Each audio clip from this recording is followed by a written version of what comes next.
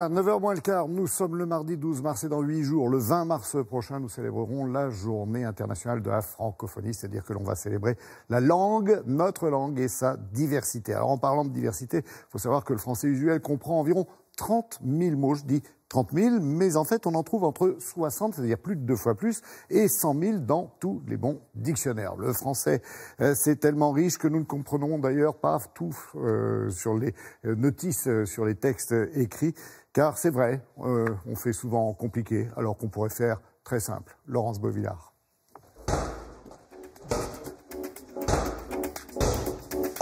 Si je dis ça c'est un ballon, c'est vrai. Si je dis c'est un référent bondissant, c'est aussi vrai, mais je limite ma communication. Dernièrement, une étude a été menée sur les formulaires, modes d'emploi auxquels nous sommes confrontés tous les jours. Et ce n'est pas simple. Pour 41% des Français, c'est compliqué de lire les textes qu'ils reçoivent des entreprises et des organisations publiques. On s'est intéressé notamment aux formulaires du secteur public, aux courriers administratifs, aux courriers des banques, des assurances, des opérateurs téléphoniques, et on se rend compte que le plus mauvais élève, c'est le secteur public. Les deux mauvais de la classe, l'administration fiscale et puis les labos pharmaceutiques avec les notices de médicaments où 30% des Français considèrent incompréhensibles les notices de médicaments, ce qui peut avoir des répercussions d'ailleurs assez graves. Occasionner des dommages corporels à autrui. Laisser quelqu'un. Milieu aquatique profond standardisé. Piscine.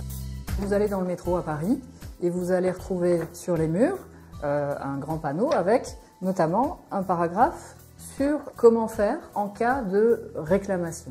Là, vous avez un paragraphe, mais aussi une seule phrase. Une seule phrase qui fait 97 mots. Or, on estime qu'au-delà de 20 mots dans une phrase, eh bien, on a plus de mal à la comprendre, et donc, il y a un vrai problème. Pour qu'un texte soit clair, en fait, il y a un certain nombre de règles.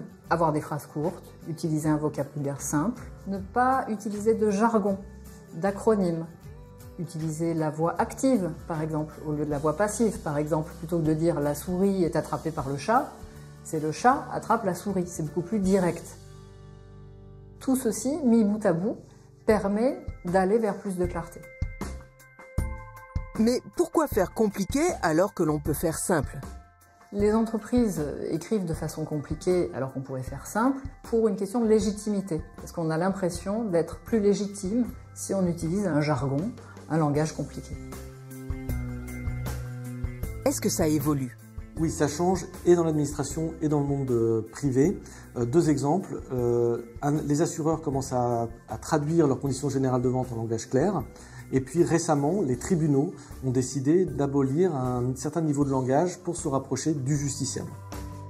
Cette étude a également démontré que lorsqu'un courrier ou un formulaire n'est pas compris, eh bien 45% des utilisateurs vont chercher des informations sur Internet. Un Français sur 5 va essayer de téléphoner, mais un Français sur 10 eh bien, va abandonner.